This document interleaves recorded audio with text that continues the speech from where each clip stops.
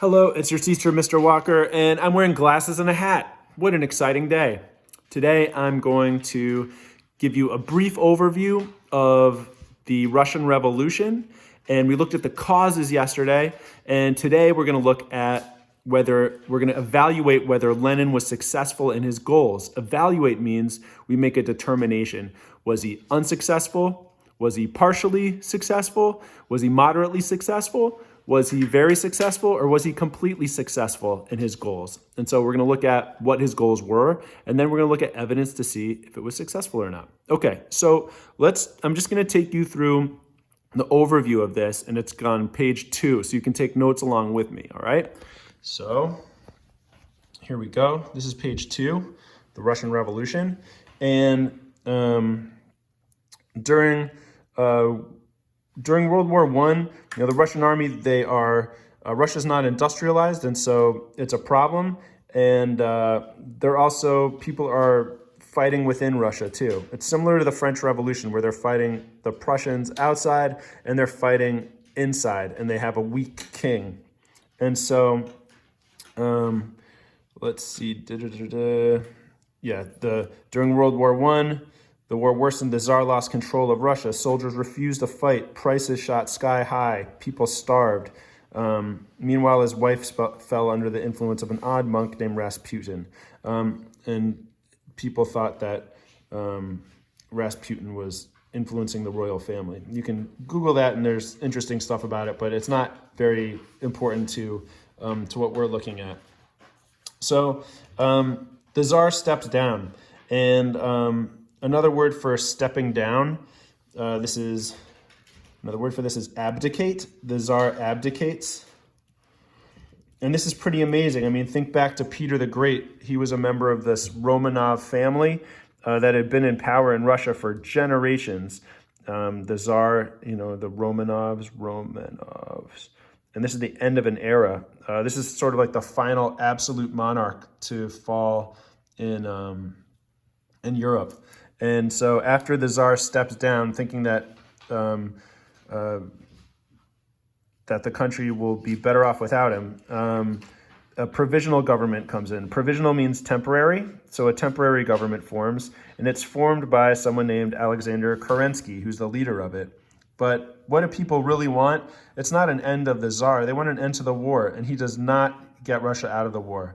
And so it says Kerensky hoped to keep Russia in the war, and that cost him the support of the soldiers. He lost support of workers and peasants who wanted an end to food shortages. Remember yesterday, we saw those economic crises of workers and peasants. Across the country, these forces formed local councils called Soviets. And these Soviets, they're groups of workers and groups of peasants, mostly groups of workers that are asking for that are making decisions, like setting up little governments. It's similar to a union where you have workers making decisions together. And they, in these cities, these Soviets have more real power than the actual government. And in the middle of this time, Lenin returns to Russia. Remember, Lenin is the mega mind, right? Who wants to have the peasants and the workers rise up. And this is a perfect time for him to be going into Russia when people are looking for revolution, and he is just the guy to lead it. And so the Bolshevik Revolution happens. So this is called the March Revolution here, where the Tsar abdicates and the provisional government is set up by Kerensky. But later in the year is when you have that was a peaceful revolution in March.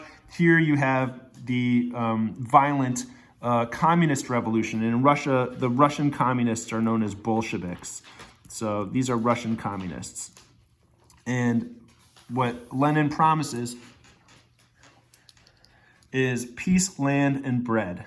Okay? Why does he promise peace, land, and bread? Well, peace from World War I. He says they'll get out. Land, he promises it to peasants. I'm just going to make the sickle sign to peasants and workers, that they can own their own land. And finally, bread is because people are hungry and starving. And so he's offering them bread to end the famine and food shortages.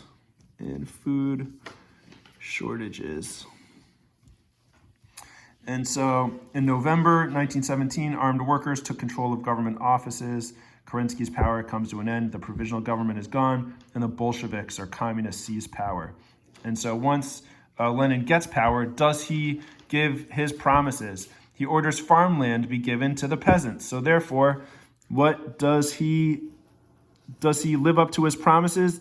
Here, yes, he gives land to, I'm going to make that, the peasants. Then he gives workers control of factories.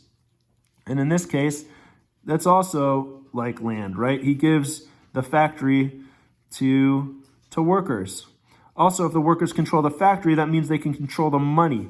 And if they get more wealth, that means they also have more wages, they can buy more food. And so therefore, this decree that gives workers more control of the factories is also like giving bread to the workers. If you give more land to peasants, they can also grow more wheat. They can make more bread by having control of the land. And so that's why land and bread, I would say, work under there. And also, Lenin agrees to a peace treaty with Germany. This is called the Treaty of Brest-Litovsk. And there's more about it in the packet, Litovsk. And this obviously gives peace, right? An end to Russia in World War I. However, the Russians have to give away a large amount of their land, but it ends the war. And so it seems like peace, land, and bread, he was successful. However, if you keep reading, you'll see that it wasn't that simple. Forces opposed to Lenin's revolution tried to defeat the Bolshevik army. And so even though the World War I ended, they're no longer fighting the Germans. The Bolsheviks, or the Russian communists, are fighting other people in Russia. They're having a civil war, and this civil war lasts 2 years. The fighting and the famine that followed killed 15 million Russians. Oh my gosh, that's a lot of deaths. And how are they dying? By fighting and by famine. That means that there is no peace, and if there's famine, no bread. 15 million dead. In the end, Lenin's Red Army won, but it comes at a huge cost, and people think that maybe his promises are not as good as they seem.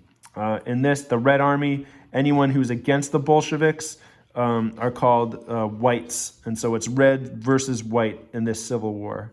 And so who fought the civil war? The Reds, or the Bolsheviks, or communists, versus the whites. And the whites are a group of people just who are not communists. Okay, that's the overview of the communist Bolshevik revolution.